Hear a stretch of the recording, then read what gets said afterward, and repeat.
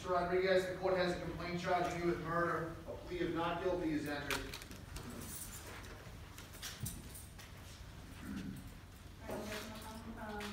Sir, you have the right to be represented by an attorney on those charges. You could hire an attorney, you could choose to represent yourself, or if you qualify financially, I could appoint counsel to represent you.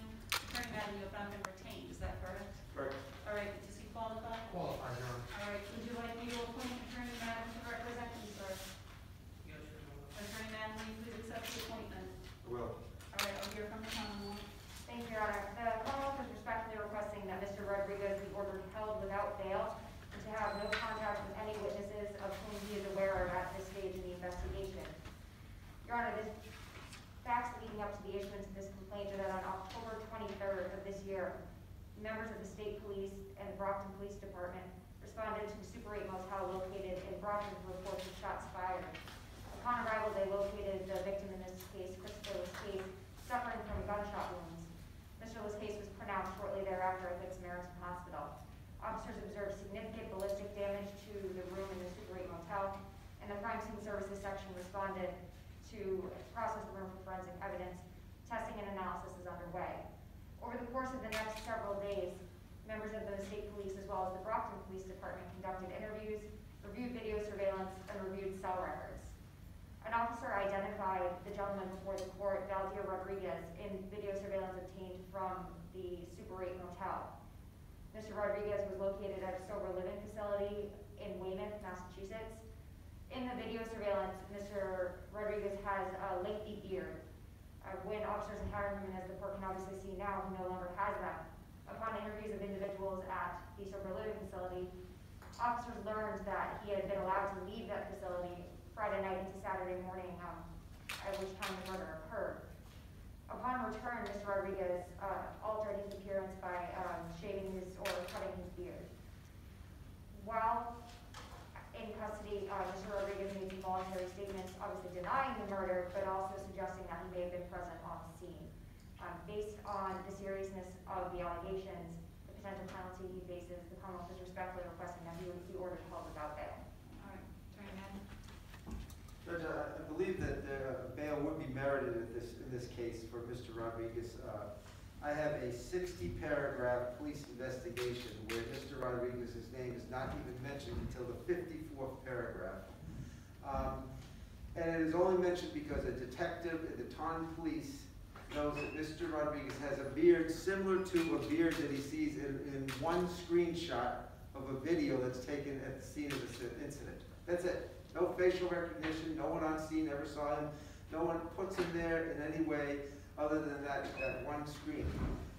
Further, there is a green car parked in the parking lot. A witness sees two people get out of the passenger side of the car, go into the thing, come back, get back into the car, and then they see a third person drive that car away. Who is that third person? The car registered to some Heather Callahan. Mr. Rodrigues has a white Acura that they found in Weymouth, so I'd suggest that there's no indication that he was involved with using his car in any way, shape, or form. I see a very loose connection between Mr. Rodrigues and the events that happened at the Super 8 motel. 54 paragraphs are dedicated to a man named Rock or Devontae Bly of Brockton. And it's clear that he's the guy who had a gun. It's clear that he is the guy who used the gun. And it's clear that he is the guy who discharged the gun in killing the victim. I'd say Mr.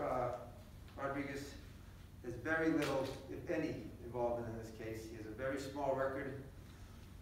One case back in 2004 that basically is his whole record. It's the whole second page of his record. It's a gun case in Boston. He's got a few other insurance violations. It's drug cases that he has been struggling with opiate use. His two sisters here in the audience, very close with. They live in Boston. He's lived in Boston his entire life. I would just ask that the court leave the issue of bail open. They could, at least set it without prejudice at this point until I can investigate a little bit further and maybe get some other idea as to what, if any, connection other than a beard that he was allegedly had on his face ties into this, this crime.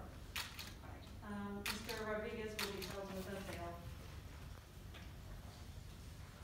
We need a 30-day date for probable cause, and your motion for funding is allowed. Thank you.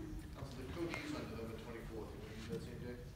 That's fine. Will that be by Zoom or video or telephone? Video. Polycom. I can do it by Zoom if it's this one. Okay, so your matter is going to be continued to November 24th for probable cause by video. Your order held without bail. 2 o'clock. We'll let you know the time.